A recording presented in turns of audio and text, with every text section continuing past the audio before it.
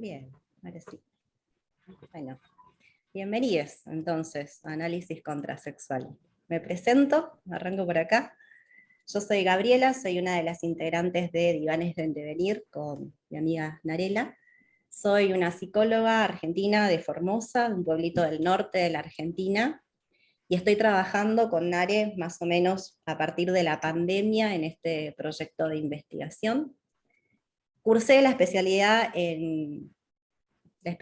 es en Educación en Género y Sexualidades de la Universidad Nacional de La Plata. Esa fue mi primera formación en género.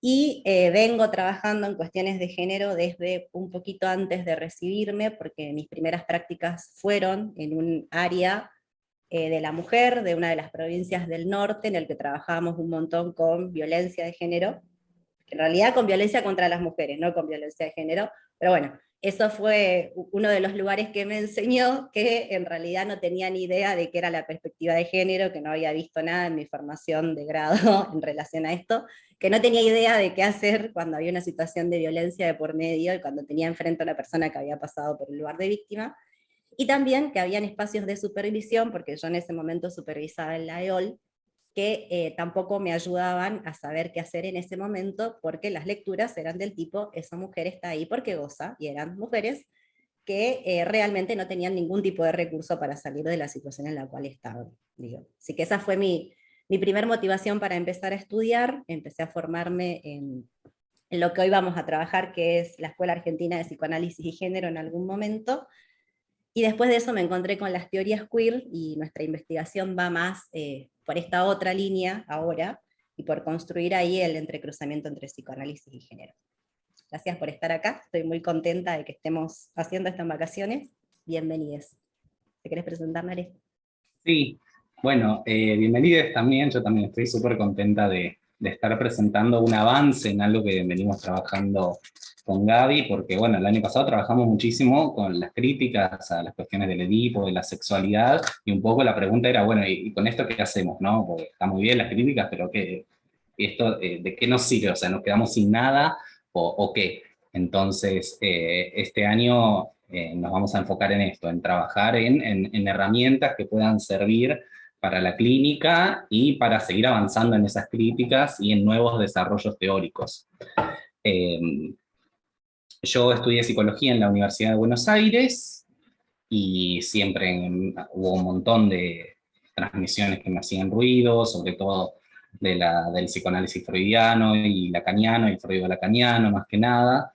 Incluso también en la materia Introducción a los Estudios de Género, que tiene un montón de cosas buenísimas, pero también había algunos sesgos cisexistas que me parecían que había que no se estaban poniendo en cuestión. Entonces encontrarme luego también con la teoría queer y las epistemologías trans fue como algo que me ayudó a poder ponerle palabras a eso que me estaba haciendo ruido de esas transmisiones. Eh, bueno, como decía Gaby, desde la pandemia venimos investigando juntas y nos interesa muchísimo los intercambios que hacemos, porque como nosotras no les vamos a transmitir un saber cerrado, completo, y sino más bien es los avances de lo que vayamos investigando para ponerlo a discusión también. Por eso nos interesa sus críticas, sus devoluciones, lo que ustedes tengan para aportar, porque nosotras construimos en base a eso también, en base al intercambio. Así que, bueno, eso. Si les parece, podemos empezar ya con el tema de hoy. ¿Querés compartir el Power?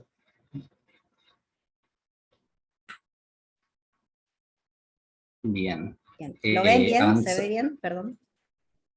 Sí, va bien. Okay. Buenísimo. Avanzá sobre el siguiente, por favor. Bueno, vamos a empezar a trabajar el texto que les mandamos de Didier Eribon, que se llama Escapar del psicoanálisis.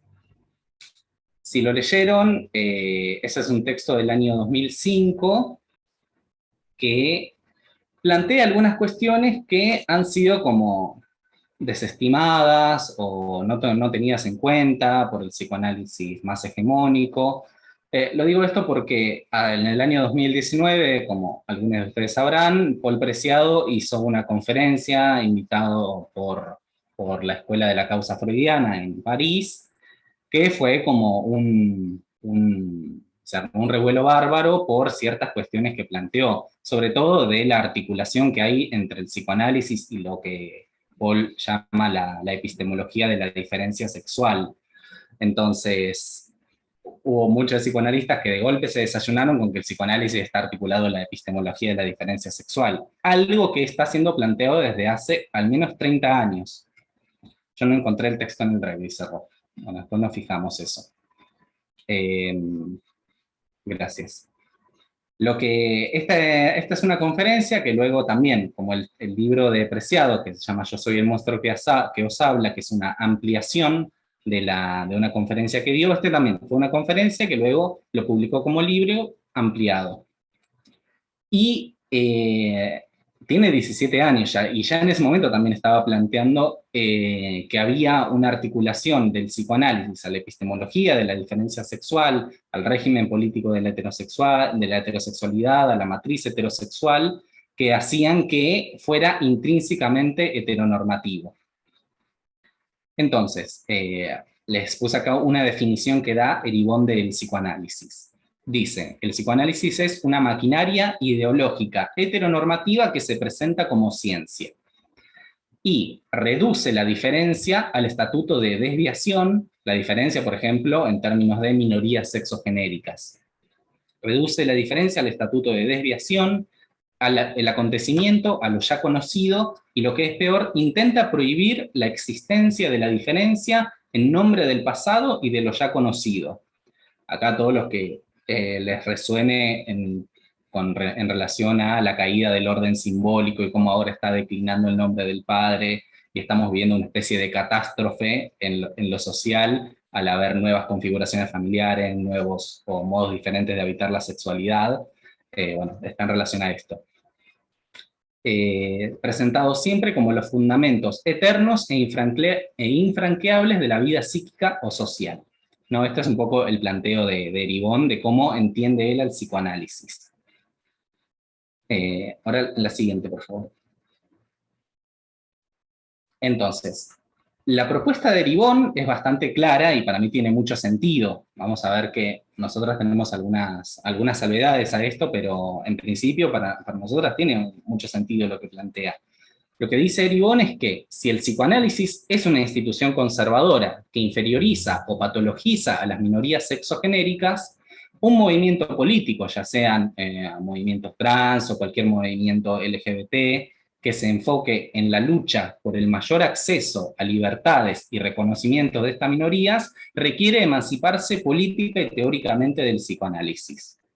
Y acá está debatiendo con autores que en ese momento ya estaban tratando de hacer una reformulación del psicoanálisis, estaban tomando conceptos del psicoanálisis para pensarlos desde otra mirada, desde otro aspecto o con otros fines. Algunos de ellos son Judith Butler, Leo Bersani y otros autores. Teresa de Pero en principio, Lauretis. Teresa de Lauretis, tal cual, Gail Rabin, distintos Barthes. autores. ¿Quién? Barthes, Foucault, Roland Barthes. Barthes. Sí. Barthes. O sea, distintos autores que venían, de Deleuze y Guattari, también se podrían incluir acá, o sea, distintos autores que estaban tomando el psicoanálisis para poder hacer otra lectura y que pueda salir de esta heteronormatividad.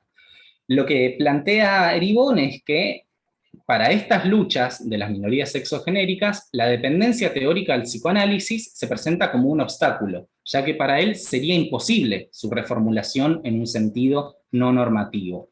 No habría manera de que funcionase como un marco teórico que habilite nuevos modos de considerar la subjetivación, ¿sí?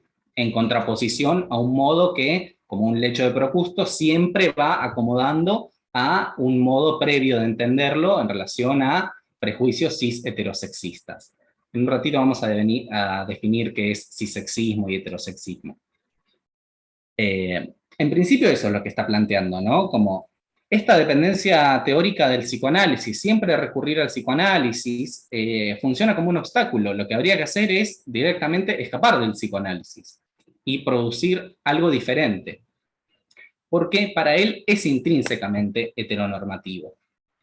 Ahora el siguiente, por favor. Entonces, nosotros nos preguntamos, ¿el psicoanálisis es necesariamente cis heteronormativo? A lo cual proponemos que, frente a la idea de Eribon de escapar del psicoanálisis, nosotros proponemos realizar una reapropiación subversiva de sus conceptos. ¿Y esto qué consecuencias tendría? O sea, todo el taller va a estar en relación a argumentar por qué nosotras entendemos que es necesaria una reapropiación subversiva de los conceptos del psicoanálisis. Teniendo en cuenta que sí, para nosotros, o menos para mí, claramente hay un psicoanálisis o algunos psicoanálisis de los que hay que escapar.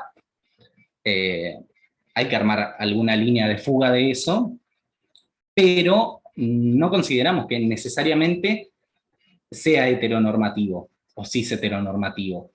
Sí hay muchos elementos presentes que están dependiendo de regímenes de poder que funcionan para una sociedad patriarcal, machista, heterosexual, parejocentrista, amatonormativa y demás, pero que hay un montón de otros conceptos que no, y que incluso esos conceptos se pueden reformular y resituar en relación a pensar ciertos elementos de la sociedad.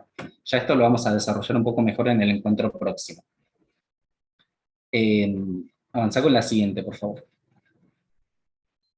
Entonces, para esta reapropiación subversiva de los conceptos del psicoanálisis, o de algunos psicoanálisis, la norma debería ser una categoría de análisis.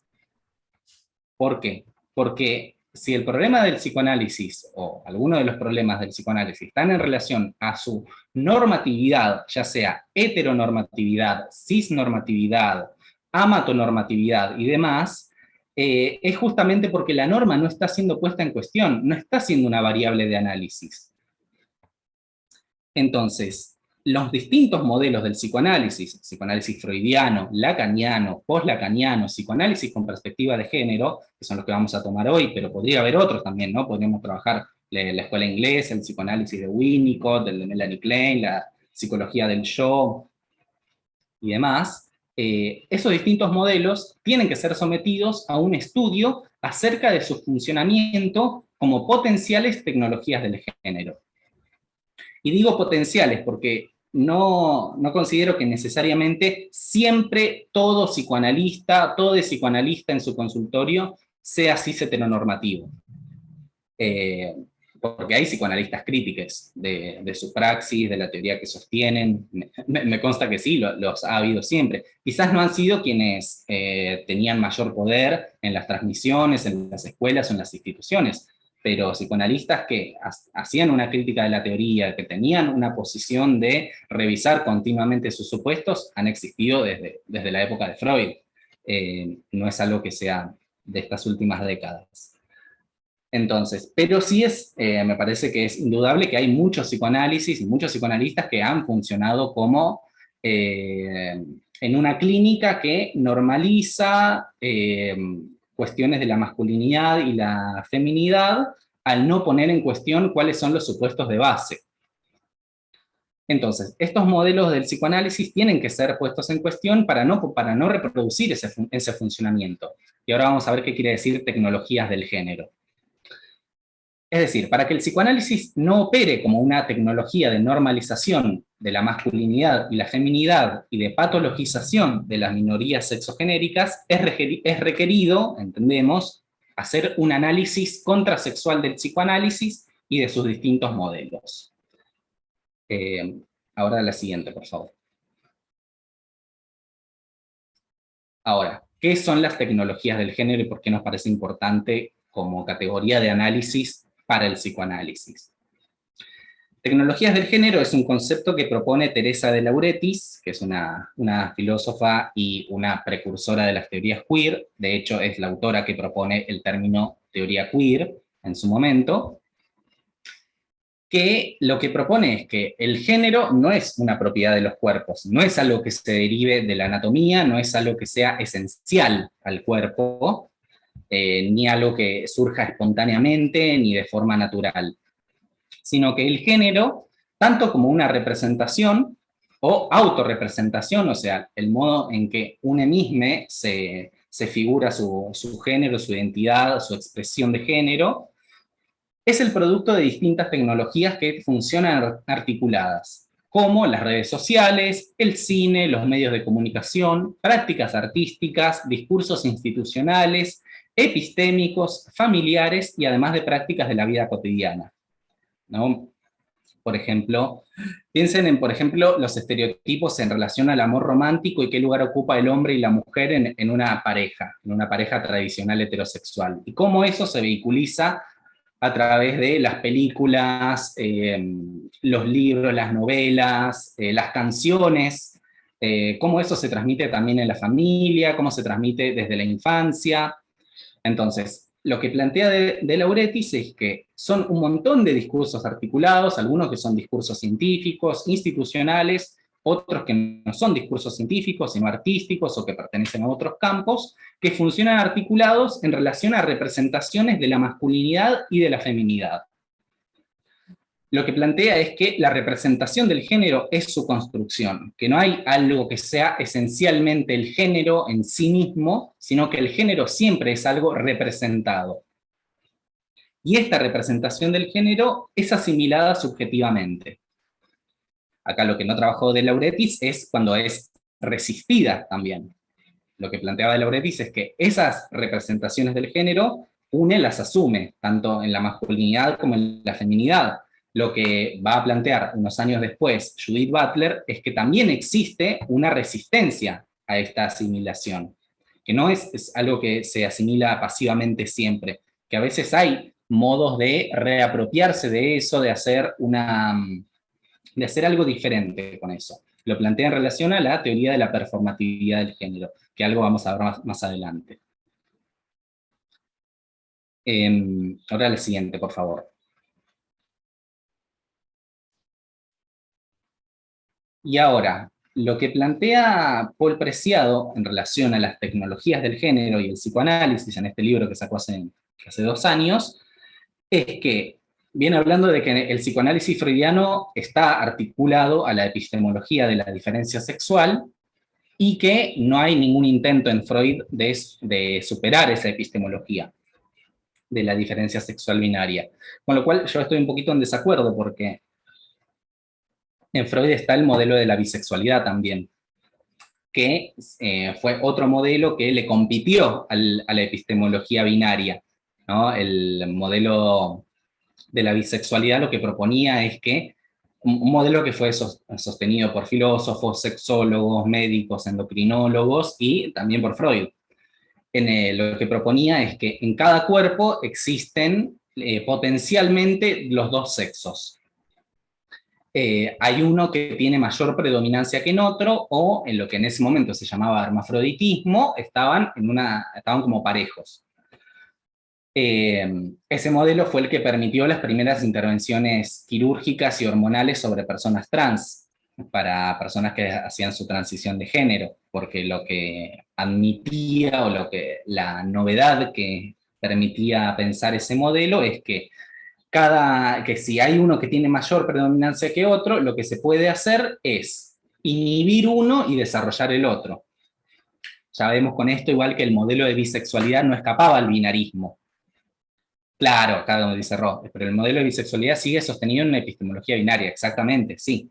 Pero con la diferencia de que admitía una transformación o un pasaje que el modelo binario tradicional, o el que se impuso luego, no admitía. ¿Por qué? Porque se pensaban como dos sexos opuestos, inconmensurables entre sí y complementarios. Con lo cual no admitía la posibilidad de un pasaje de un sexo al otro. Era como,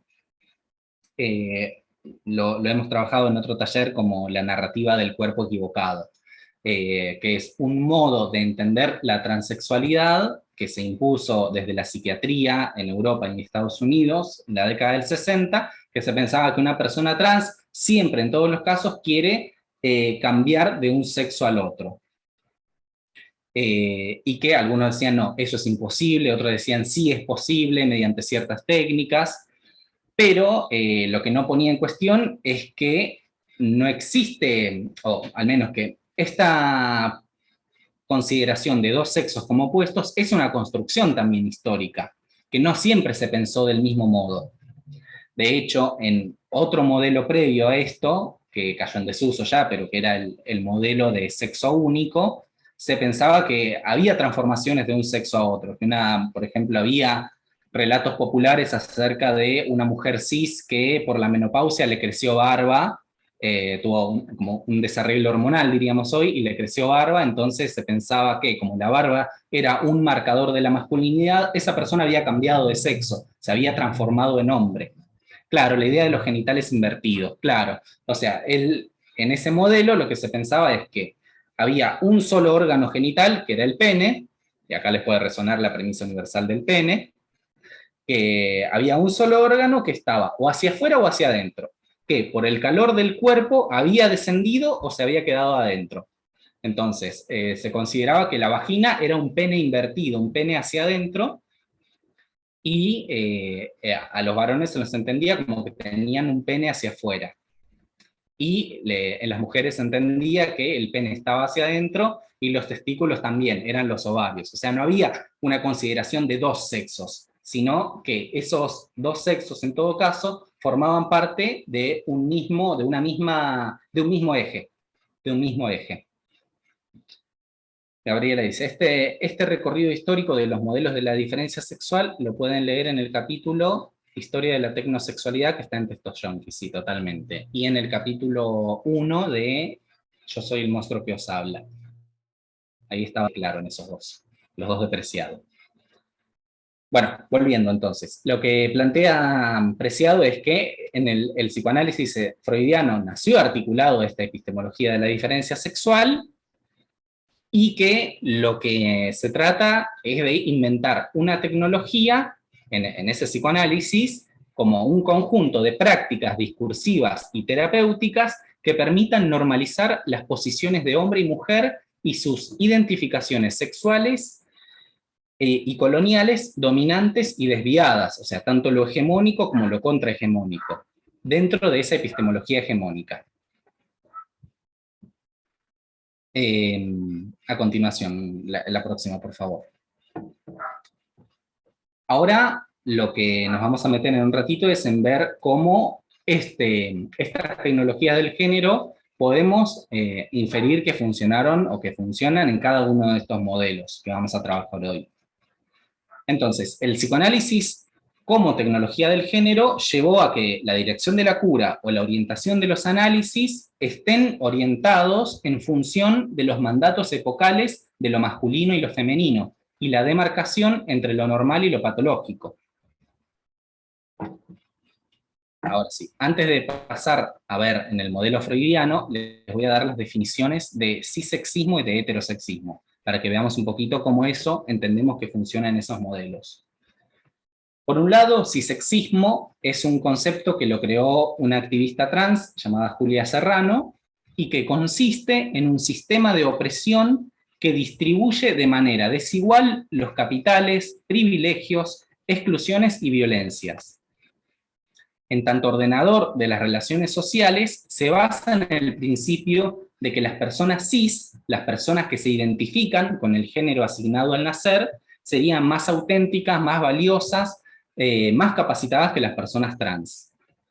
Y heterosexismo es la creencia de que todos los individuos son heterosexuales, ¿no? A priori de que todas las personas son heterosexuales y que la heterosexualidad es lo normal, lo esperable, lo saludable, lo aceptable, y dejando a la homosexualidad u otras orientaciones sexuales en un lugar devaluado y desacreditado al extralimitarse, es decir, al estar por fuera de las imposiciones de la heteronormatividad. Eso como para que veamos un poquito qué es cisexismo y heterosexismo, y ahora lo vamos a ver en concreto en esos modelos. Ahora la siguiente, por favor. Vamos a empezar con el modelo freudiano. Esto, yo hice un punteo de algunos elementos que me parecen que son problemáticos del psicoanálisis freudiano en relación al cisexismo y al heterosexismo, y al biologicismo también podríamos agregar. En principio, la anatomía instaura un camino predeterminado de desarrollo, ¿no? La anatomía es el destino, esta paráfrasis que hace Freud de una cita de Napoleón. Que la cita original de Napoleón era: la política es el destino. que Freud hace esta paráfrasis debatiendo con el feminismo, ¿no? Planteando que no podrían pensarse caminos iguales de desarrollo para el hombre y para la mujer, ya que la anatomía funciona como algo que diferencia, como un elemento diferencial de cuáles van a ser los caminos del complejo de Edipo, en cada caso. Entonces, lo biológico y lo histórico tienen una relación lineal y causal. Primero la biología y luego lo histórico. Primero lo constitucional y luego lo adquirido, se podría decir. Por otra parte, la diferencia sexual binaria se presenta como un problema clínico para Freud, en la medida en que opera como un obstáculo para el final de análisis. Esto lo pueden leer en Análisis terminable e interminable, donde está este problema para Freud, que en el caso del varón cis, por el lado de la protesta masculina, el rechazo a ubicarse a una posición femenina respecto de otro hombre, y en el caso de la mujer cis, la envidia del pene, como la roca de base de la castración, como un límite a lo que se puede llegar en el análisis, ¿no? Y ese límite está dado por una biología que se considera en términos binarios. La siguiente, por favor. Ahora, la teoría freudiana, la anterior. La teoría freudiana del desarrollo psicosexual está construida en torno a esta epistemología de la diferencia sexual y a la episteme de lo mismo, que lo desarrolla Ana María Fernández en un libro que se llama La mujer de la ilusión, donde plantea que para esta episteme de lo mismo, el hombre, así con mayúscula, funciona como medida de todas las cosas, ¿no? La premisa universal del falo en Freud, la envidia del pene, y el complejo de Edipo femenino conceptualizado en relación al Edipo masculino. Ahora la siguiente. Las salidas del complejo de Edipo son diferentes para el varón y la mujer, según Freud. Para la mujer cis hay un deseo, o sea, las distintas salidas posibles son, por un lado, deseo de pene e hijo, o sea, en esta equivalencia simbólica entre pene e hijo, complejo de masculinidad, que puede ser homosexualidad en sus casos extremos, la inhibición sexual o neurosis. ¿Sí? Esas son las salidas que plantea para el complejo de Edipo en la mujer. Y para el hombre cis, la virilidad, la virilidad o la heterosexualidad, podríamos decir ahí, la articulación de la corriente tierna a la sensual, lo que Freud llama la articulación entre la madre y la puta, o sea, como estas dos que aparecerían como separadas, pueden aparecer como articuladas, como una salida del complejo de Edipo, a partir de la exogamia.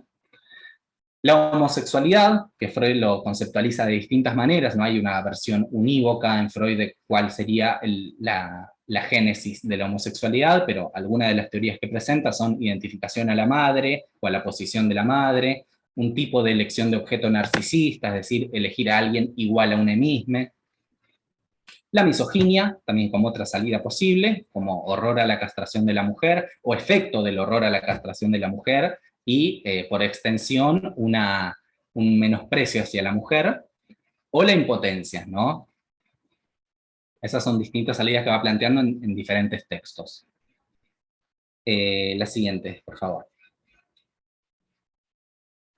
Freud plantea también desde 3 ensayos en adelante un desarrollo normal de la sexualidad, es decir, una cierta regularidad del desarrollo que la plantea como lo esperable, aunque siempre pueden ocurrir accidentes, ¿no? Desviaciones o distintos modos de desarrollarse la sexualidad, pero siempre teniendo en cuenta de que se conceptualiza en principio un desarrollo normal, ¿no? Que desde una lectura contrasexual diríamos un desarrollo normativizado más que normal.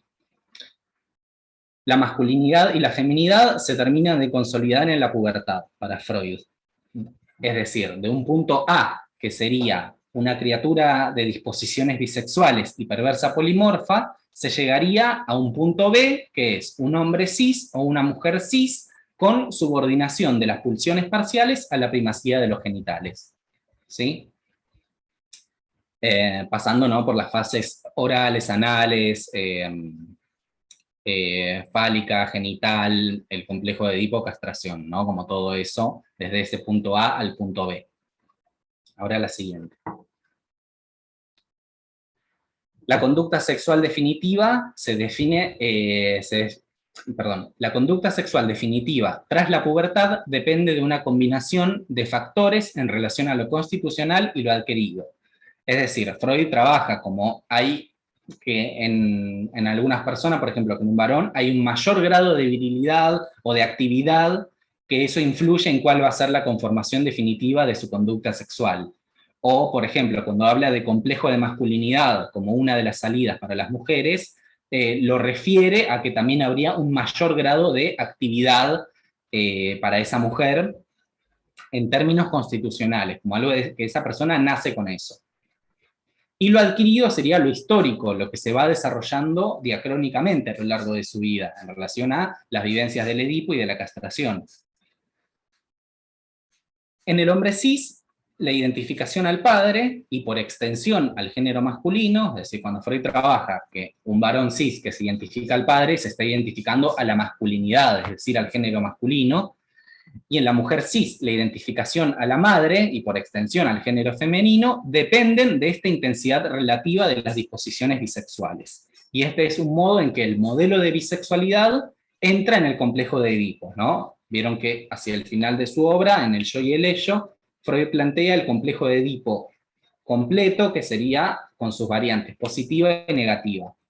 Es decir, para un varón cis sería que hay amor hacia la madre y rivalidad con el padre, y también rivalidad con la madre y amor hacia el padre. Bueno, ¿qué es lo que hace que predomine una o la otra? La intensidad relativa de las disposiciones. Si su disposición es más masculina, tendrá una identificación al padre y una relación erótica o de amor hacia la madre. Ahora la siguiente. Ahora, bueno, hasta ahí con el modelo freudiano. Todo esto, lo aclaro ahora, es matizable, es discutible. Esta me parece que es una lectura que nosotros fuimos haciendo con respecto al modelo freudiano, porque la encontramos que es la que se reproduce en textos actuales, en textos de las últimas décadas, donde se siguen sosteniendo estos conceptos, ¿no? Si bien en Freud seguramente hay otros elementos que permitan pensar algo diferente, ¿no? Incluso en 3 ensayos que se problematiza la heterosexualidad en una nota al pie y demás, pero me parece que tuvieron predominancia este modo de entender el desarrollo de la sexualidad, la masculinidad y la feminidad, que se siguen transmitiendo hasta hoy en día en las formaciones de grado y demás. Ahora, en el modelo lacaniano hay un pasaje de lo que en Freud se llamaba diferencia sexual anatómica a lo que yo llamo la diferencia sexual simbólica. ¿Sí? La diferencia sexual ya no se conceptualiza tanto en relación a la anatomía es el destino, aunque ahora vamos a ver que algo de eso queda como un resabio, sino más bien en función de posiciones que se adoptan en torno al falo, ¿sí? Ser o tener. Al menos en los primeros tiempos de la obra de Lacan, seminarios 4 y 5, donde trabaja complejo de Edipo, esto está bastante patente ahí, lo pueden ir a buscar. La siguiente, por favor. Lacan, bueno, como algunos de ustedes ya sabrán, si lo han estudiado, trabaja con una lectura que hace del estructuralismo, especialmente de Lévi-Strauss, desde el cual se ubican los significantes hombre y mujer, que pasan a formar parte de un orden trascendente, es decir, un orden trascendente, algo como que se establece a priori, y que se lo piensa como una regularidad para el funcionamiento social, ¿no? Como algo que funciona siempre, aunque sea en algunos contextos, pero que es una regularidad establecida y teorizada. Si este modo de entender el estructuralismo no se revisa en una perspectiva crítica, puede presentarse como ahistórico, ¿no? Lo que lleva a algunas lecturas o algunos modos de teorizar actuales en los que se dice el orden simbólico está declinando, ¿no? El orden simbólico ahora está cayendo, cuando en realidad lo que quizás hay es una transformación, y no algo que esté como destruyéndose. Bueno, eso. La siguiente, por favor. También en Lacan, cuando trabaja el complejo de Edipo, el tercer tiempo del Edipo daría cuenta de las posiciones sexuadas. Mediante el Edipo, el hombre cis detenta el falo, lo tiene, y la mujer cis hace las veces del falo, ingresa al orden simbólico como objeto de intercambio. Las salidas del Edipo serán diferenciales según se tenga o no se tenga el falo, en un deslizamiento que hace coincidir falo y pene, porque en esto ustedes, si leen los seminarios 4 y 5 de Lacan, está como este problema constantemente, sí, que Lacan está al mismo tiempo diciendo que el falo no es el pene, que el falo tiene que ver con otras cuestiones, que tiene que ver más con un operador estructural, pero también la madre, por ejemplo, desea al hijo porque no tiene falo. Entonces el falo viene a ser las veces el hijo viene a ser las veces de ese falo, y no tiene falo porque no tiene pene. Entonces hay constantemente este deslizamiento entre falo y pene. Hay una articulación necesaria, al menos en esos tiempos, entre el falo y el pene. Y en este sentido entiendo yo que el falo, como una articulación de las posiciones sexuadas, acá puse sexuales, pero serían las posiciones sexuadas, formaría parte de las tecnologías del género. Entendido de esta manera, de que una persona atravesando el complejo de Edipo debería llegar, una persona que se le asignó el género masculino, que debería llegar a ser un hombre viril, heterosexual, es en función de cómo se posicione frente al falo. Lo mismo para una mujer cis.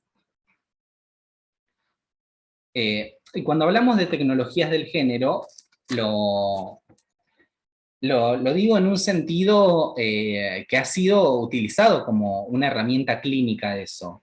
En la escuela norteamericana, en el psicoanálisis estadounidense, fue clarísimo eso, como los análisis estaban orientados a que una mujer cis llegue a ser madre, por ejemplo, o llegue a ser pasiva, que tenga un erotismo vaginal, lo mismo para un varón, que también que llegue a ser un hombre viril, que sea más apto para el espacio público, que tenga una pareja mujer, que tenga sexo de determinada manera, ha sido utilizado como un modo de orientar los análisis.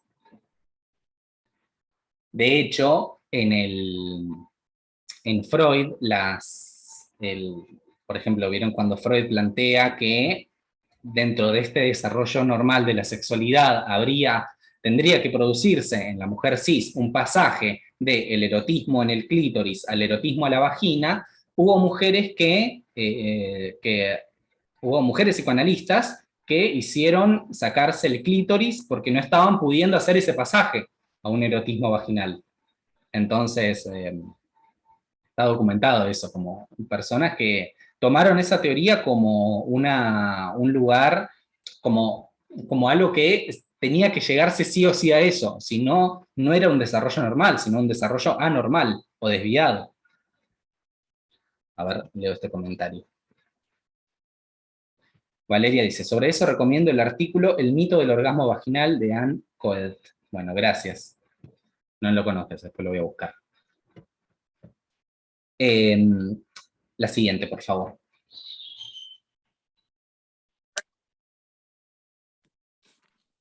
¿Y alguien quería decir algo? Bueno. Y ahora sí, como el modelo post-lacaniano, que es... Yo le puse post-lacaniano, pero podría ser freudo-lacaniano o freudo-milleriano. Cuando digo post-lacaniano me refiero a las teorizaciones que se hicieron luego de Lacan tomando conceptos de su teoría. Para mí podría ser, o también el psicoanálisis académico, no sé bien cómo ponerla, pero bueno, le puse post-lacaniano, pero también podría ser freudo-lacaniano. Y cuando digo freudo-lacaniano, es un psicoanálisis que hace coincidir las teorías de Freud y Lacan, ¿no? Como que desestima las diferencias o las novedades que propone Lacan, las críticas que propone Lacan a Freud, y hace como una especie de mix entre ambas teorías que lo que hace es desestimar las diferencias entre ambos modelos. Que para mí, igual lo digo, para mí es imposible hacer una desambiguación total de Freud y Lacan, porque hay continuidades también, pero también hay muchas rupturas que muchas veces no se transmiten o se dejan de lado. Y algo que es muy común es que conceptos de Lacan se utilicen su nombre y el contenido sea el mismo de un concepto de Freud. Entonces, a veces cuando se habla de sexuación, que es un concepto que lo propone Lacan, de lo que se está hablando, entiendo yo, es de otro modo de entender el desarrollo psicosexual. Cuando se dice lo real del sexo, por ejemplo, que Lacan lo piensa en relación a la lógica, lo que se está diciendo es la anatomía es el destino, o la naturaleza los hizo hombre y mujer. Cuando se dice goce mortífero, se está hablando de pulsión de muerte y demás. Podría seguir un etcétera de eso, ¿no? Pero en este modelo, la epistemología de la diferencia sexual se ubica en lo real, ¿no? Como si fuera algo ya dado. Que a su vez lo real, el registro de lo real, es conceptualizado como un más allá de lo simbólico. Previo a lo simbólico, sustancial, tridimensional e inasible por el significante. ¿No? Lo real del sexo es un sintagma que yo lo encuentro todo el tiempo cuando leo a psicoanalistas post-lacanianos hablando sobre cuestiones de sexuación y de género, siempre aparece este sintagma, lo real del sexo, que es una frase que naturaliza la diferencia sexual binaria, universalizándola y desestimando su construcción histórica. Y ahora la siguiente. Entonces, en este modelo, si el asunto del psicoanálisis es el goce real e inefable, ¿no? En este modelo y sus modalidades junto a la sexuación y las posiciones sexuadas, fálico o no toda, también el cierto esencialismo que se hace de pensar a un hombre como fálico y a una mujer cis como no toda, o que una mujer cis tendría que alcanzar esa posición, que es algo que también se lo plantea a veces como de la histeria a la feminidad, que tiene que pasar en un análisis de la histeria a la feminidad. Hay un libro que me regaló Lina Rovira, una colega y amiga, que se llama Mujeres al fin. Testimonios, goce femenino y fin de análisis, donde lo que plantea es esto, como, en términos lacanianos, cómo sería el pasaje desde la histeria a la feminidad. Ya lo vamos a comentar en algún momento, en algún vivo de Instagram, pero bueno, más adelante. Entonces, desde este modelo, si el asunto es el goce, o sea, si lo fundamental del psicoanálisis es el goce, entendido en este sentido como algo real, inefable, como algo del cuerpo, como algo que está más allá del significante y lo que se puede hacer con el significante, se rechaza explícitamente el género como categoría de análisis, al cual se lo desestima por considerarlo yoico, volitivo e imaginario. De hecho, es como muy común encontrar psicoanalistas que cuando hablan de género dicen, bueno, nosotros no trabajamos con género, porque Lacan no trabajó con género, porque Freud no trabajó con género, no se trabaja con esta categoría, nosotros trabajamos con el goce y con la sexuación. Bueno, a mí me parece que se pierde una herramienta de análisis muy potente también. Si se hace ese movimiento, que es ese movimiento teórico y político de desestimar de plano o rechazar el uso de la categoría género. Bueno, y la siguiente, creo que esta ya es la última. Sí, esa ya era la última. Bueno, hasta ahí como un recuento muy esquemático y puntual de algunos elementos que entiendo que son problemáticos en estos distintos modelos y que tienen algo que es transversal. No sé si se dieron cuenta, pero hay algo que es transversal a estos modelos, que es la articulación a la epistemología de la diferencia sexual. Tanto cuando se entiende en versiones más sustancializadas o biologizadas, como en el modelo freudiano y post-lacaniano, ya sea en la anatomía es el destino o lo real del sexo, o cuando se le entiende en su dimensión simbólica como algo que vaya de suyo, ¿no? Que hay hombres y mujeres como en un sistema estructural y que existen esos dos términos y que no habría posibilidad de otros o de mutación de eso.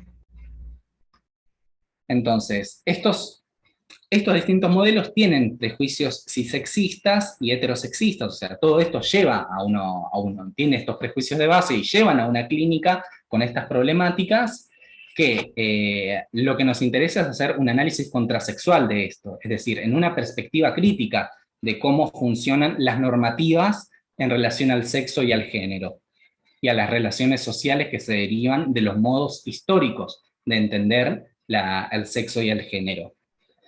Así que bueno, si querés, acá deja de grabar, Gaby.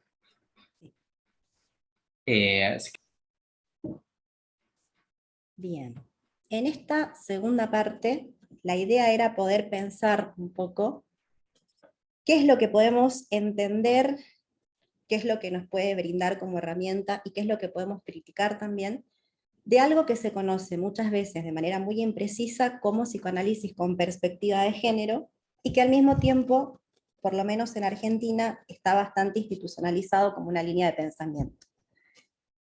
En primera instancia, y con esto suelo ser muy pesada, pero me parece que es útil, ¿sí? Me parece que es importante poder ubicar que este entrecruzamiento entre psicoanálisis y teorías del género viene de la mano de todo el entrecruzamiento histórico que se hace entre los feminismos, que son siempre distintos feminismos porque tienen diferentes fundamentos ontológicos y porque toman diferentes posicionamientos teóricos y políticos, y los psicoanálisis, ¿sí? Y para eso yo suelo trabajar con esta esquematización que me resulta bastante útil, aunque es muy amplia, digamos, hay un montón de matices que acá no los vamos a trabajar hoy, pero por ahí sirve bastante para pensar tres momentos particulares en la construcción de los feminismos, y tres momentos que se van a diferenciar bastante respecto de la constitución de sus fundamentos ontológicos. ¿A qué me refiero con fundamentos ontológicos? A cómo piensan estos feminismos que se marca la diferenciación entre los individuos, a cómo piensan estos feminismos que se marca la distinción del sujeto del cual están hablando. ¿Para qué sujetos pedimos derechos? ¿De qué sujetos queremos teorizar? ¿Para qué sujetos estamos buscando, no sé, que no sean más subordinados? ¿Sí? Esto tiene que ver con la historización de los feminismos europeos. ¿Por qué? Porque son los que tienen más lugar en la academia y porque además son aquellos feminismos que discutieron en la misma época de Freud con Freud mismo, ¿sí? Y desde ahí empieza toda una historia de diálogos que nos lleva hoy a tener en Argentina algo que se llama Escuela Argentina de Psicoanálisis y Género. Lo que nosotras queremos compartirles en este taller lo podemos ubicar más del lado de lo que se conoce generalmente como tercera oleada, posfeminismos, donde podemos meter a las teorías queer y los estudios trans, que son teorías que lo que vienen es a discutir el sujeto que los feminismos de épocas anteriores dieron por sentado, que es la mujer, ¿no? Entonces, podemos pensar en tres momentos. Un primer momento cuando surgen los feminismos, ¿sí? Que sería, los feminismos surgen en Europa como respuesta a la Revolución Francesa, justamente porque las mujeres que habían puesto el cuerpo para pelear por los derechos ciudadanos de la Revolución Francesa, se dieron cuenta que finalmente no iban a poder acceder a esos derechos, entonces empiezan a reunirse para poder lograr derechos para sí mismas, ¿sí? Para poder tener los mismos derechos que los ciudadanos franceses que ellas ayudaron a conseguir. Este primer momento no tuvo demasiado desarrollo teórico, sino que este primer momento se basó en alcanzar derechos como el acceso al voto y el acceso a la educación, que eran dos derechos que las mujeres en ese momento no tenían, ¿sí? Después tuvimos durante las dos guerras mundiales un gran silencio del parte del feminismo, básicamente porque la gente que jodía mucho se moría, ¿no?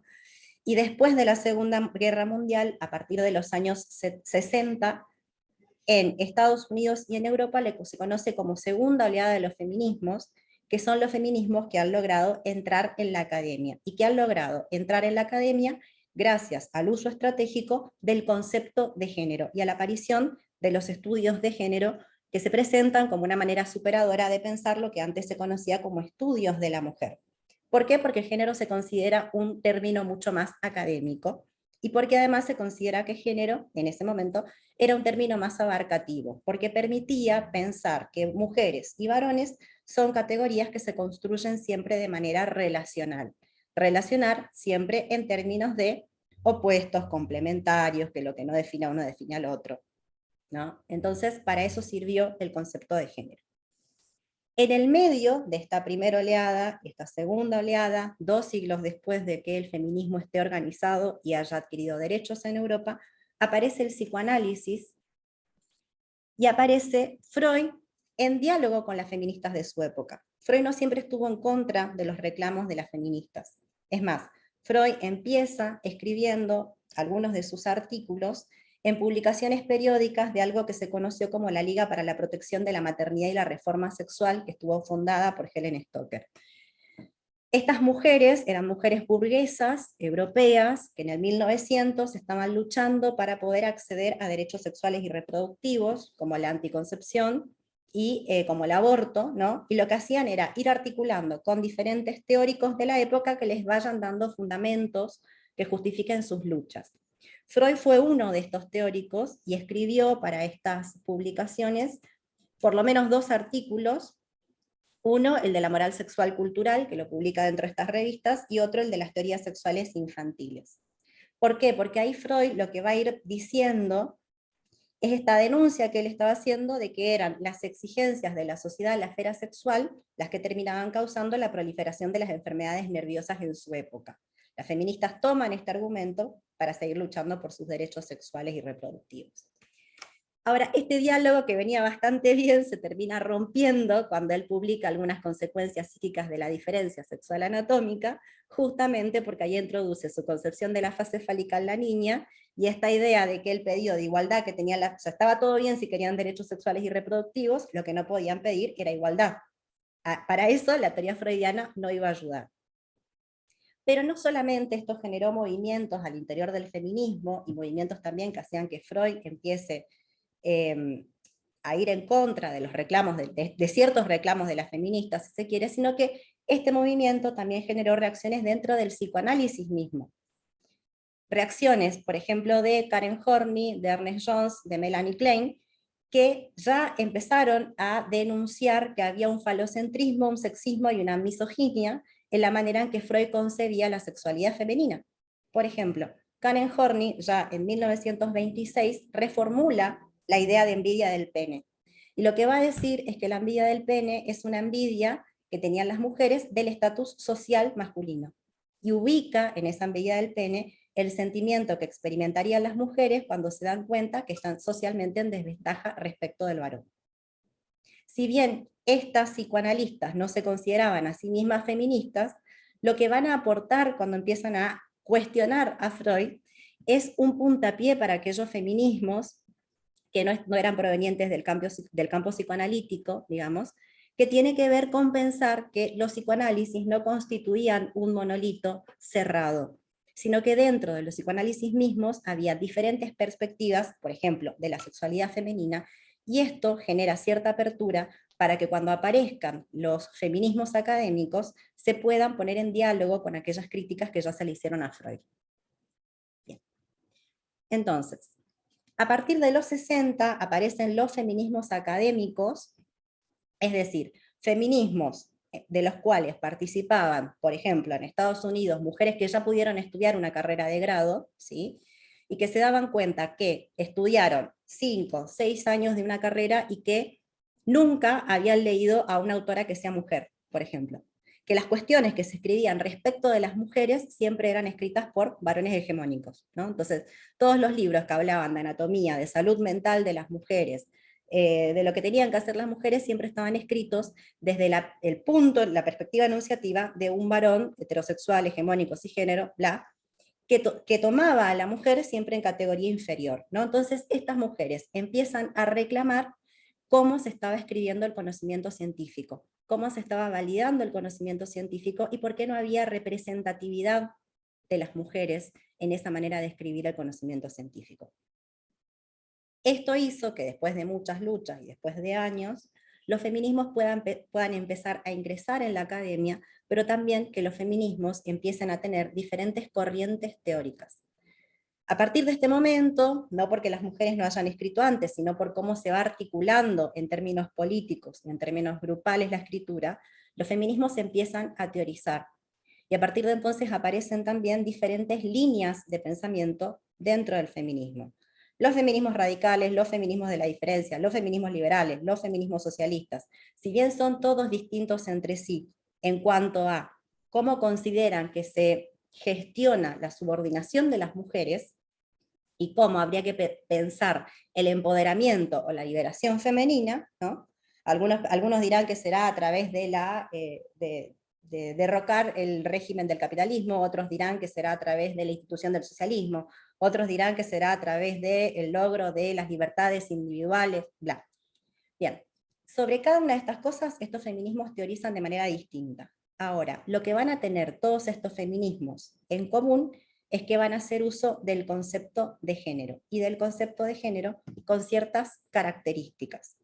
El concepto de género, la distinción entre sexo y género como una distinción binaria que nos va a ofrecer solamente dos categorías como posibilidad, va a estar en el fundamento ontológico de todos estos feminismos academicistas. Y van a tener que ver con cómo se estructuran después los entrecruzamientos entre feminismos y psicoanálisis. Esto es lo que algunas autoras van a llamar fundacionalismo biológico. ¿Por qué? Porque se va a establecer una relación entre la biología y la idea del género como un proceso de socialización construido, que va a ubicar a la biología como la base sobre la que se van a establecer los significados culturales. Es decir, podemos pensar y podemos discutir cómo se construye el género femenino, podemos pensar si la forma en que este género se construye es más subordinado o más empoderado. Lo que no podemos discutir es que hay una división intrínseca entre los individuos que va a tener que ver con la diferencia sexual pensada en términos anatómicos. ¿Sí? Eso no se va a poner en discusión. Y además se va a pensar que hay una relación entre la diferencia sexual pensada en términos anatómicos y la constitución del género, ¿no? Es decir, las personas que nazcan con vagina se van a constituir dentro del género femenino, las personas que nazcan con pene se va a suponer que se van a constituir dentro del género masculino. El concepto de género es un concepto, como ya había dicho en Ario y por ahí, que se va a retomar del modelo biomédico. Por eso también va a tomar estas características, ¿no? Se va a pensar que el género es algo que se puede construir y que en todo caso, si hay una disonancia entre el género y el sexo, lo que hay que hacer es corregir el cuerpo para que haya una coincidencia entre sexo y género. Entonces, para poder llegar a este tipo de construcciones, va a haber un aporte muy importante que es el aporte de Simone de Beauvoir. Simone de Beauvoir escribe en Francia, 10 años antes de que aparezcan los feminismos académicos, cuando estaba militando en los movimientos de izquierda, ¿sí? Y en realidad en Francia a Simone de Beauvoir en un primer momento nadie le dio demasiada pelota. Simone de Beauvoir empieza a hacerse un poco más conocida cuando sus textos se traducen al inglés y se llevan a Estados Unidos y la empiezan a leer las feministas, que después empiezan a teorizar respecto de los feminismos académicos, si se quiere, ¿no?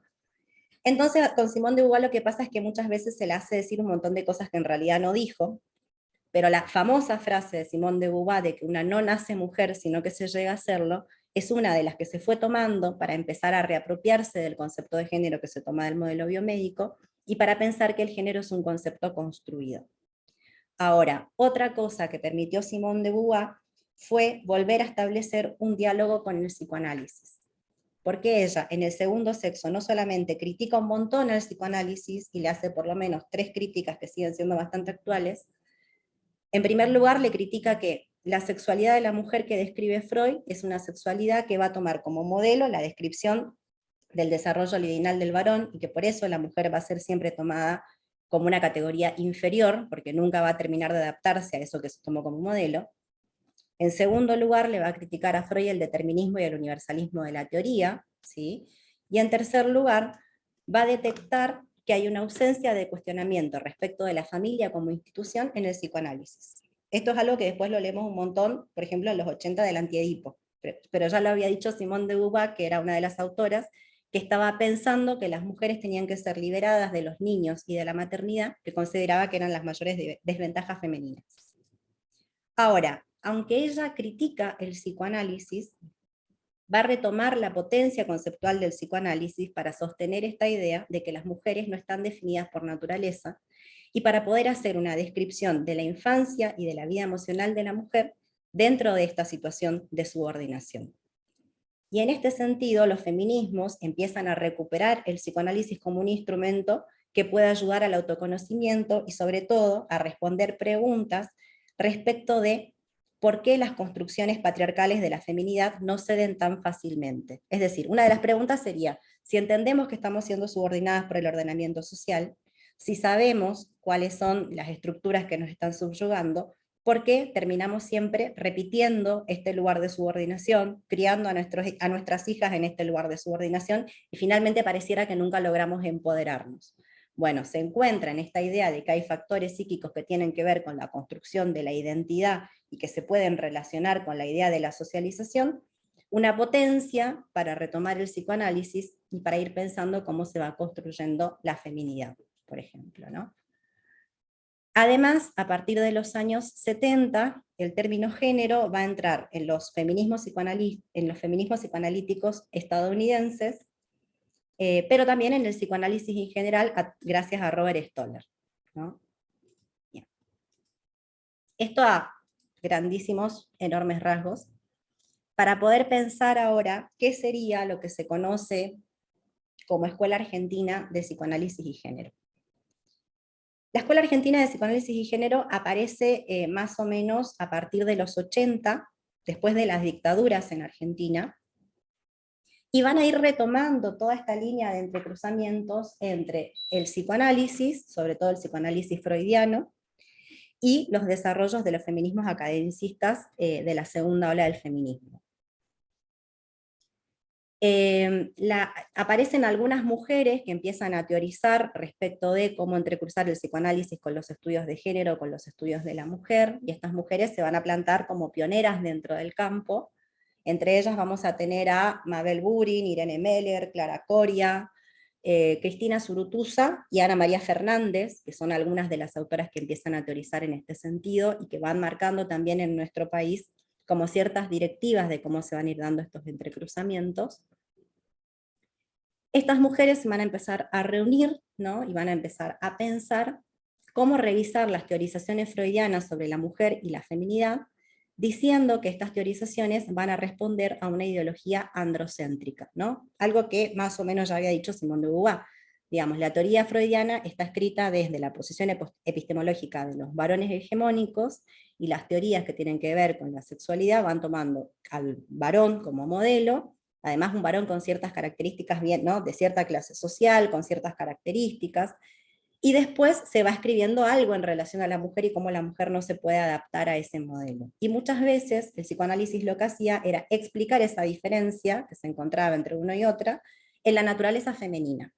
Entonces las construcciones de estas autoras van a ir de la mano de empezar a pensar cómo esto tenía que ver con cómo fue construida la teoría, cómo esto tenía que ver con cómo se da un ordenamiento social en el que nos inscribimos, en el cual las características que se toman como masculinas son ponderadas y las categorías que se toman como femeninas son siempre puestas en menos. Es algo que no pasa solamente en el psicoanálisis, sino que pasa también en el ordenamiento social, que además nos pide que tengamos características masculinas para poder transitar el espacio público. Y otra de las preguntas que se van a hacer estas autoras es cómo afectan estas características a la clínica, o cómo proponer una clínica que no termine repitiendo los procesos de subyugación que genera el ordenamiento social en el cual estamos inscritos. Entonces, ¿qué es lo que van a decir estas mujeres? Van a decir que esta manera de escribir la teorización psicoanalítica va a hacer que se desconozcan las singularidades de la experiencia femenina, y que se normativice, que se tome como norma una sola manera de ser mujer que reproduzca la desigualdad entre varones y mujeres, y que termine redirigiendo a las mujeres al espacio doméstico y a la maternidad. Y van a ir trabajando en diferentes líneas de investigación. Yo les pongo acá 3, pero podríamos pensar otras, ¿no? Por ejemplo, empezar a pensar que la problemática de la salud mental de las mujeres tiene que ubicar la perspectiva sexista como productora de condiciones de vida enfermantes. ¿Qué quieren decir con esto? Digamos que cuando se incentiva solamente una manera de ser mujeres dentro del ordenamiento social y de los estereotipos de género, esto hace que solamente se permita a las mujeres acceder a aquellos deseos que les permiten entrar dentro de una subjetividad maternal y doméstica. Y hay otra serie de deseos, como por ejemplo los deseos hostiles, que terminan siendo expulsados de la subjetividad femenina para poder ser una subjetividad normal, o para poder ser una mujer normal, una mujer maternal, una mujer doméstica. Esta organización social del deseo termina causando diferentes cuadros patológicos que se encuentran con mayor prevalencia en mujeres, como la histeria, la depresión o la ansiedad. Entonces, lo que van a hacer cuando empiezan a hacer este análisis va a ser poder reconocer que hay un efecto empobrecedor de la subjetividad cuando se busca adaptar a las mujeres al lugar simbólico de objeto antes que al lugar de sujeto. Y empezar a reconocer que esto tiene que ver con los modos de subjetivación en los cuales nos estamos inscribiendo dentro del ordenamiento social.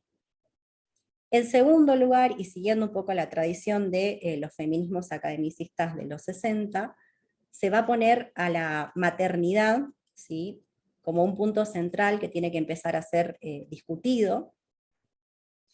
Se va a poner la maternidad como tópico central para dejar de pensar la maternidad como un destino femenino único y natural y empezar a analizar el lugar de la maternidad en la reproducción de la estructura social de desigualación. Y esto les permite reconocer o empezar a repensar la idea de pasividad. La pasividad, que en otro momento se tomaba casi que como un destino femenino, de pronto empieza a ser pensada en términos de que para poder acceder a lo que la sociedad instituye como lo femenino, las mujeres tienen que renunciar a ciertos aspectos que se consideran socialmente como masculinos, y esto les permite empezar a diferenciar la idea de una naturaleza femenina pasiva para empezar a pensar la pasividad desde una nueva clave. La pasividad empieza a ser pensada en realidad como un proceso de pasivización que implica cierta violencia o cierto violentamiento que hace que las mujeres, para poder ser mujeres normativizadas, tengan que pasar por la enajenación de su potencialidad en función de ocupar un lugar subordinado. En tercer lugar, estas mujeres empiezan a analizar cómo influyen las representaciones de los analistas en el trabajo clínico y en la escucha, sobre todo de las mujeres, para empezar a decir que una terapia que no considere la subjetividad como un producto cultural termina fomentando sentimientos de culpa, sentimientos de anormalidad, cuando las pacientes no se adapten del todo a los patrones culturales establecidos. En este sentido, podemos pensar también que cuando no se considera la subjetividad como un producto, que también tiene que ver con lo cultural y con el ordenamiento social, muchas veces las mismas intervenciones de los analistas terminan redirigiendo a la normalización de los analizantes, ¿no? Y sobre esto no solamente hay mucho escrito, sino que además hay muchas denuncias hechas en el sentido de cuántas direcciones de la cura en psicoanálisis terminan redirigiendo a aquellos ideales que tienen que ver con los géneros hegemónicos dentro del ordenamiento social. Y en esta línea de investigación también van a presentar estas autoras algunos lineamientos que proponen trabajar en la escucha y en los análisis de mujeres, ¿no? Analizar el vínculo de estas mujeres con sus madres, trabajar sobre la relación con los aspectos alienados de la subjetividad, criticar las modalidades amorosas, sobre todo aquellas que tengan que ver con el amor romántico, y en este sentido han trabajado un montón en la relación entre el amor romántico como un ideal social, y cómo el amor romántico termina habilitando ciertas violencias dentro de las relaciones de pareja heterosexuales hacia las mujeres, ¿no? Lo cual no implica que esta línea de pensamiento llegue a cuestionarse, por ejemplo, la matonorma o el lugar que el amor como ideal ocupa dentro del dispositivo psicoanalítico, aunque critiquen algunas características y algunas modalidades del amor romántico. También proponen trabajar la necesidad de ampliar el espectro afectivo, es decir, poder habilitar la conexión de las mujeres con la cólera y la agresividad, poder analizar el ideal maternal, poder ubicar la dimensión material y social de la opresión como límite para el cambio individual. Van proponiendo diferentes cuestiones y diferentes escritos en relación a esto, ¿no? Ahora, a partir de los 90, a partir del 95 más o menos, aparece en Argentina algo que se conoce, no solamente en Argentina, sino también a nivel internacional, como el Foro Argentino de Psicoanálisis y Género de la Asociación de Psicólogos de Buenos Aires, ¿sí? Y el foro, que es una agrupación de personas que trabajaban en este entrecruzamiento entre psicoanálisis y género, empieza a tener diversos asentaderos institucionales. Por ejemplo, el Centro de Estudios de la Mujer, la carrera de posgrado de Estudios de la Mujer de la Universidad de Buenos Aires, la cátedra de Introducción a los Estudios de Género de la Universidad de Buenos Aires también. O sea, empiezan a tener diferentes asientos institucionales que avalan la teoría que se escriben dentro de los foros y dentro de las actividades científicas que realiza el foro, que hacen que en Argentina, por lo menos, tengan el aval de una institución que tiene un gran peso en todo lo que tenga que ver con salud mental, con psicología y sobre todo con psicoanálisis. Esto no implica que el psicoanálisis hegemónico haya dialogado históricamente con estos desarrollos teóricos, porque es más, estos desarrollos teóricos fueron defenestrados y no fueron discutidos en términos de ideas, sino que lo que terminaron haciendo los psicoanalistas hegemónicos cuando estas mujeres querían presentar los avances de su investigación fue arremeter en contra de la persona que estaba hablando, ¿no? En vez de ponerse a dilucidar cómo fue escrita la teoría psicoanalítica, cuál es el posicionamiento enunciativo desde el cual se habla, cuáles son los efectos de una praxis analítica que no tenga en cuenta el género como una categoría de análisis, cuando ellas presentaban diferentes trabajos de investigación, lo que se hizo en un primer momento fue defenestrarlas a ellas, decirles que eran muy jóvenes para decir lo que estaban diciendo, decirles que no entendieron a Freud ni a Lacan, decirles que si seguían diciendo estas cosas no se iban a casar nunca, se iban a quedar solas para siempre, digo. Este fue el nivel de análisis que se tuvo con los primeros desarrollos del Foro Argentino de Psicoanálisis y Género. Ahora, 40 años después, esto se constituye en una línea de pensamiento que está bastante marcada y que además, me parece a mí, constituye un entrecruzamiento políticamente correcto. Es decir, hoy ¿qué pasa con los desarrollos de la Escuela Argentina de Psicoanálisis y Género?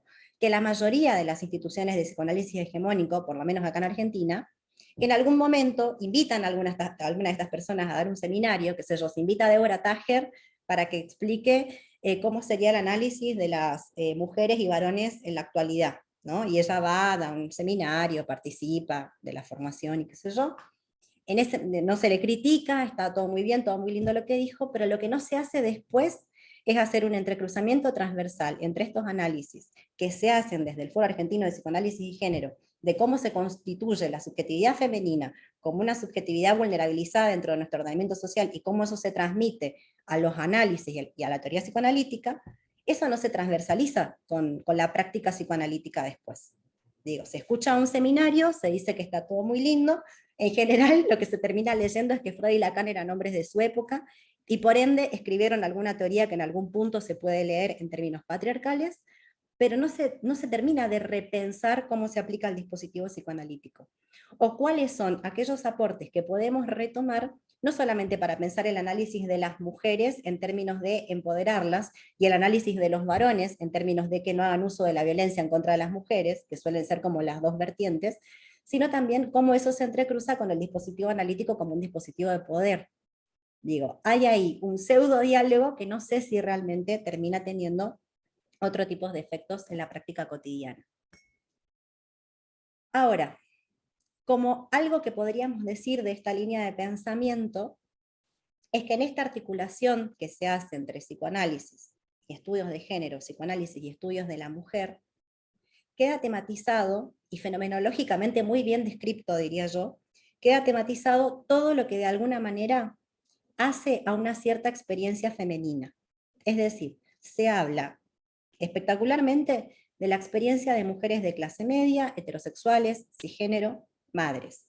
Esto está tematizado, digo, esta línea de pensamiento nos da un montón de herramientas que nos permiten trabajar con esta realidad, digo, con esta hegemonía femenina que termina en un lugar de subordinación, y con cómo poder intervenir de otra forma, que no sea solamente redirigir todo el tiempo a la norma, y para eso me parece que ha sido históricamente muy útil, porque además podríamos agregar acá que dio representatividad a un sujeto que anteriormente no tenía representatividad, sino era únicamente pensada en términos de una diferencia desigualada, va a decir Ana María Fernández, ¿no? Es decir, una subjetividad que siempre quedaba en menos en relación al modelo masculino. Ahora, esta visibilidad que se logró en cuanto a las mujeres hegemónicas termina dejando en la sombra otro tipo de experiencias. La experiencia lesbiana, por ejemplo, fue casi nulamente tematizada, ¿no? Que casi que no apareció.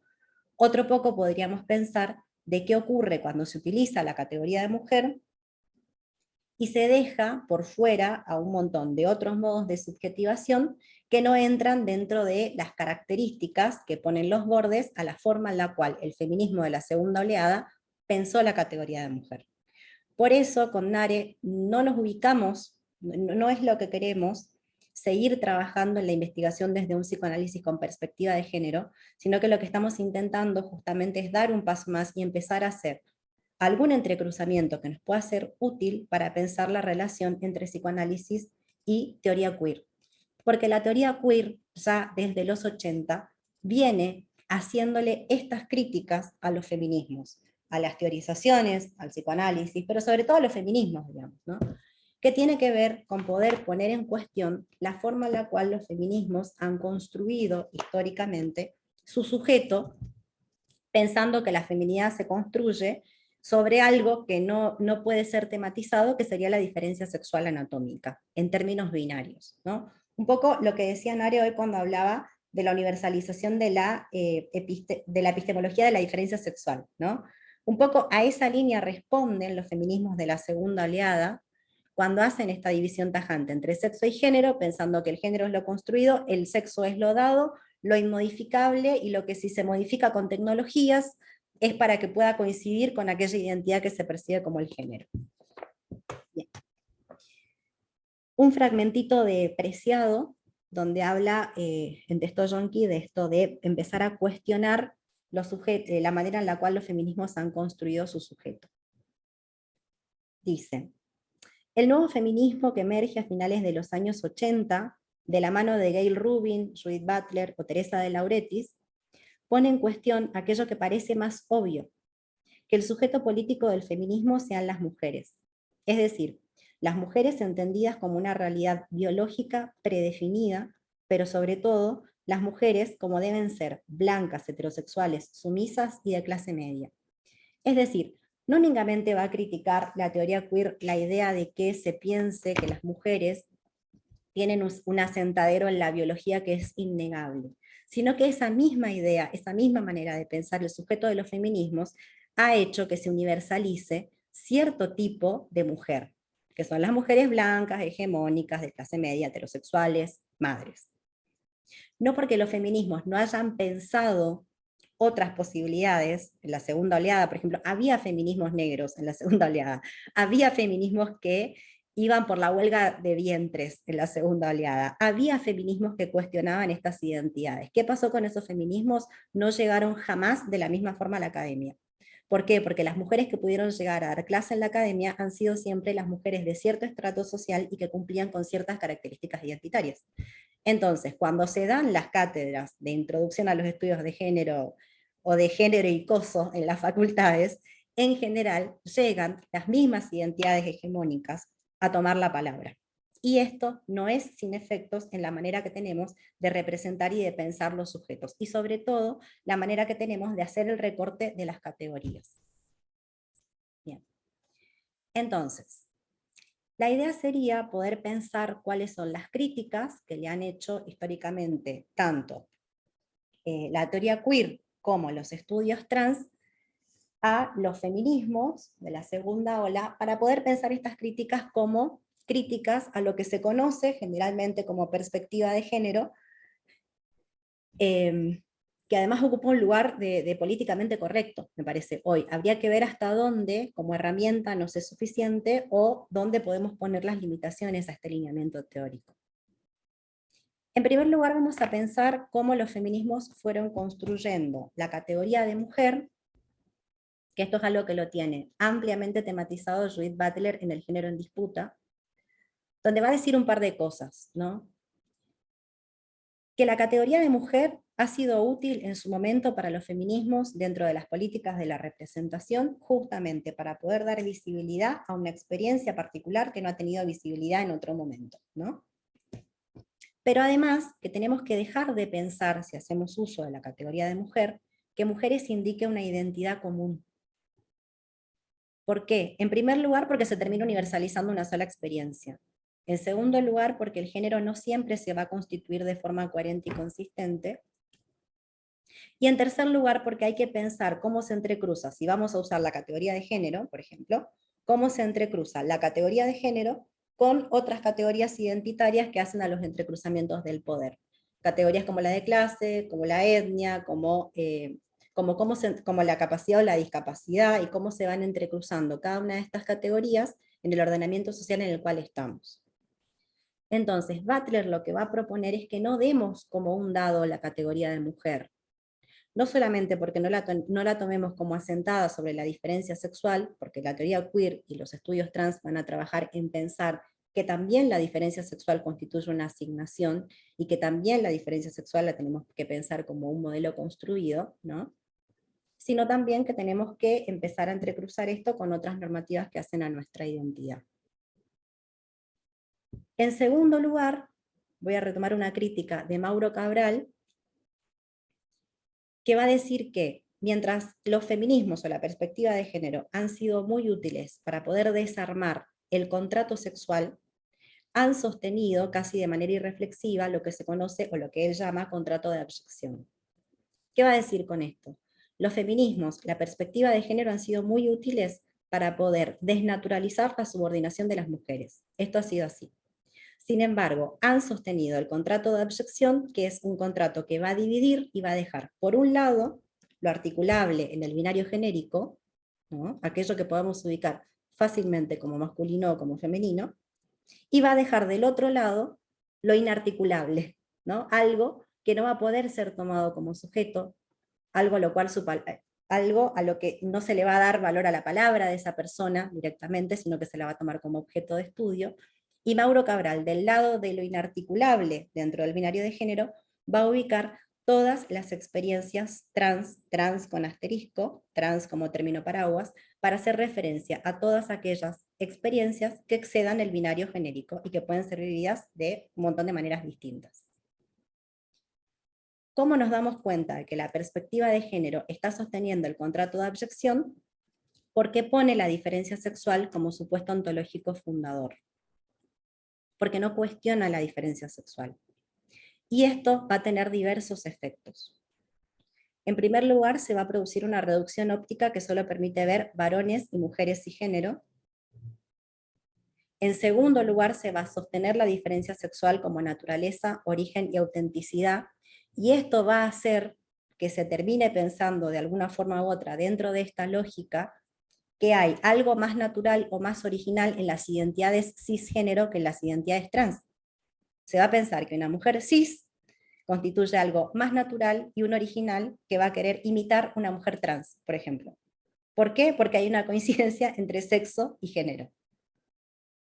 Esto es lo que va a criticar Mauro Cabral. Además se va a generar un cierre expresivo que nos va a hacer pensar que ciertas expresiones femeninas corresponden a las mujeres y ciertas expresiones masculinas corresponden a los varones. Y esto va a hacer que se evalúe la transgeneridad en los mismos términos de la lógica de apropiación colonial. Es decir, todas las personas que no sean articulables dentro del binario genérico van a ocupar lugar de objetos de estudio que van a tener que ser significados y explicados por aquellos profesionales que sí tienen las características necesarias para entrar dentro de la hegemonía del género. Bien, en tercer lugar, bueno, un poco las críticas que hace Teresa de Lauretis, no las voy a explicar demasiado porque estamos en hora, me parece, pero básicamente Teresa de Lauretis va a apostar a seguir utilizando el concepto de género. Sí, Butler va a seguir apostando en los 90 a usar la categoría de mujer, pero con algunas salvedades. Teresa de Lauretis va a apostar a seguir utilizando el concepto de género, pero también con algunas salvedades, y una de las que ella propone es poder deconstruir la relación que se estableció históricamente entre diferencia sexual y género, para poder pensar el género como una construcción que tiene que ver con todas las tecnologías que operan para poder construir el género como tal dentro de la ideología de género en la cual estamos inscriptos. Y en este sentido, algo que sí me parece interesante que trae Teresa de Lauretis es esta idea de que el discurso del feminismo mismo, el discurso de la perspectiva de género, podríamos decir nosotras, se inscribe dentro de, de una ideología de género imperante, y que es importante poder tener en cuenta eso cada vez que vayamos a hacer uso del discurso. Esto yo lo traduciría en términos de, cuando usemos una categoría, es importante que podamos tener en cuenta desde dónde estamos usando la categoría y cuáles son los límites que le ponemos a esta categoría, ¿no? Y para qué fines operativos nos va a servir. Porque esto tiene que ver con una operación que a mí me sirve y que les quiero compartir, que me sirve para poder ubicar los textos. ¿Cómo yo ubico si un autor, porque es muy raro que un autor diga, yo trabajo desde el biologicismo, o yo voy a trabajar desde un feminismo de la segunda oleada, o yo voy a trabajar desde una perspectiva que sostiene la cisnormatividad? Esto probablemente no pase, digamos. Es más, lo que pasa muchas veces es que tenemos autores que vienen, hablan el lenguaje inclusivo, pero que no cuestionan después cuáles son los fundamentos ontológicos con los cuales refuerzan su teoría y los efectos que tienen esos fundamentos ontológicos. Entonces, por ahí, 4 cosas que a mí me suelen servir para poder ubicar si los autores que voy a leer o que estoy leyendo, los puedo ubicar más desde el sostenimiento de la diferencia sexual como anatómica o desde la perspectiva queer, si se quiere. Me suelo fijar un par de cosas.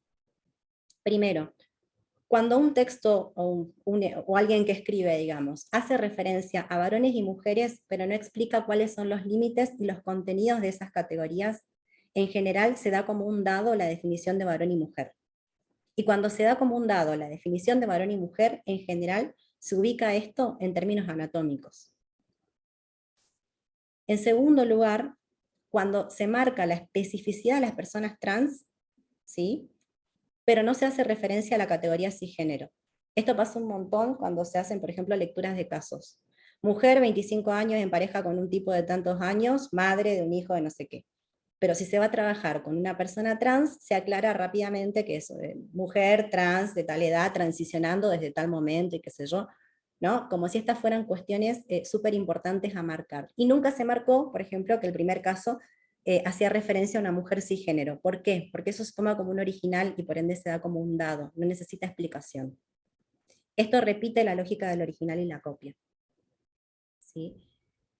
En tercer lugar, cuando un texto o un autore no explica el modelo teórico desde el que se piensan conceptos como diferencia sexual, género, cuerpo, aunque se haga referencia a varones y mujeres. Por eso lo primero que hacemos dentro de este taller es poder ubicarnos dentro de la perspectiva queer. Y en cuarto lugar, cuando no se explicitan las normativas que el discurso cuestiona y las normativas que el discurso sostiene, por ejemplo, ¿no? Y en este sentido, muchas veces que se pueda poner en cuestión la subordinación femenina, no implica necesariamente que se puedan poner en cuestión otras normativas que estructuran nuestro ordenamiento social y que estructuran nuestros discursos, como la matonorma, la heteronorma, la cisnorma, la mononorma, digamos. Muchas veces estas normativas, como no se nombran o no se analizan, terminan siendo redirigidas en los análisis de los mismos psicoanálisis que dicen tener perspectiva de género también.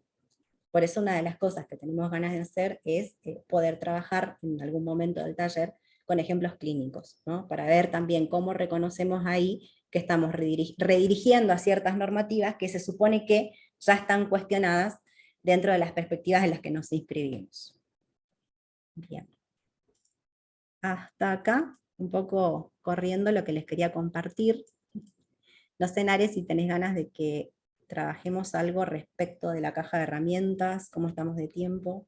No, yo quería decir otra cosa, que Sí. cuando hablas de ideología de género, me parece que lo que estás haciendo referencia, como para diferenciarlo de cuando se habla de ideología de género, de Sí. los discursos liberales y de Agustín Laje y todo eso, me parece que te está refiriendo a cuando se entiende el género como algo construido sobre una base natural, ¿no? Al género como una construcción, pero que se hace sobre sexos naturalmente binarios. También me parece que por ahí un término más preciso sería ideología de la diferencia sexual, que es como lo llama Monique Wittig. Es decir, cuando se utiliza el género como categoría, pero sin poner en cuestión la construcción del sexo, la construcción cultural del sexo. Eso quería decir. Eso. Después Sí. lo de la caja de herramientas por ahí lo dejaría para la próxima, así ahora Sí, podemos debatir un pues poquito, no estamos sé, ¿qué te parece? bien. ¿Sí? Bueno, entonces dejo de grabar, nos despedimos de la gente que esté viendo el diferido, así podemos hacer algunas preguntas y un debate. A ver.